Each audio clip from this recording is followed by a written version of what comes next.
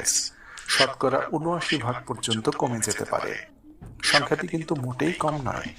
তাহলে চলুন দেখা যাক প্রাচীন চীনের সেই সহজ পদ্ধতিটি কি এবং এটি আজকের এই ব্যস্ত দুনিয়ায় আমাদের উন্নতিতে কিভাবে ভূমিকা রাখতে পারে। আজকের ভিডিওতে আমরা 3টি গুরুত্বপূর্ণ প্রশ্নের উত্তর দেব।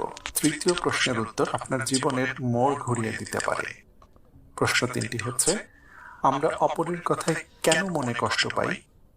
2, আমরা কেন অপরের এ ধরনের কথায় ক্ষুব্ধ হব না বরং স্বাগত জানাবো? এবং 3, জীবন যুদ্ধে যখন হেরে যাচ্ছি তখন কিভাবে বিজয়ী বেশি ঘুরে দাঁড়াবো?